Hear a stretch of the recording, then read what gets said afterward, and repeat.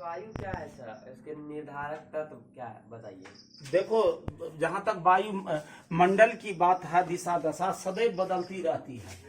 और short time के लिए जब इसमें चेंजिंग होता है तो वह होता है मौसम, और दूसरा होता है सो जलवायु। जलवायु का मतलब होता है वायुमंडल की लंबी दशा, जो वहां के दिशा दशा, उष्णता, शुष्कता, तापमान और ठंडापन की बातों पर सो अवलंबित रहा करता है, जलवायु होता है। यह वायुमंडलीय, लंबी वायुमंडलीय दिशा दशा होती है।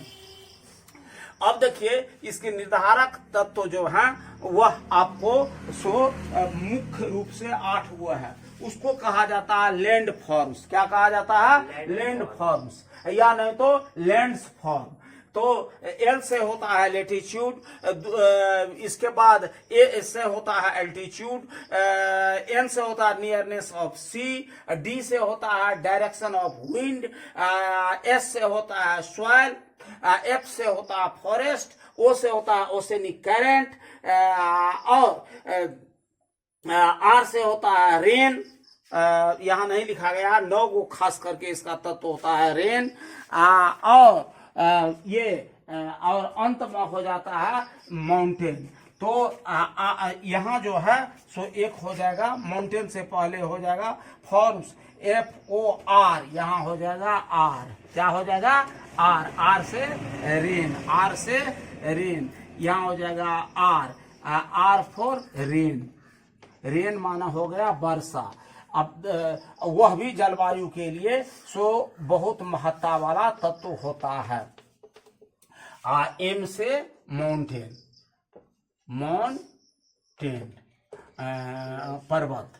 तो ये चीज बहुत निर्धारक का होता है जलवायु के लिए। अब देखो, जैसे लेटीट्यूड, भूमि अगर ऊंचा है, अगर तुम लैंड, लेटीट्यूड इसका माना होता है एल से लेटीट्यूड, LATITUDE,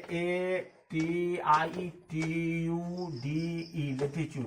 अक्षांश कहा जाता है higher the latitude, higher the heat, और lower the higher the latitude, lower the heat, and lower the latitude, higher the heat। जैसे विषुवतीय रेखा पर सो बहुत ज्यादा गर्मी हुआ करती है। दूसरा होता है अल्टीट्यूड, ऊंचावत।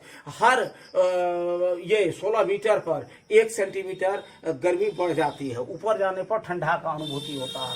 तीसरा होता है नियरनेस ऑफ सी, समुद्री निकटता। समुद्र से जितना निकट रहोगे, जलवायु का प्रभाव उस पर उतना कम पड़ता है। ठंडी में नहीं ज्यादा ठंडी, गर्मी में बहुत ज्यादा नहीं गर्मी। इसके बाद होता है डायरेक्शन ऑफ विंड, डी का डायरेक्शन ऑफ विंड।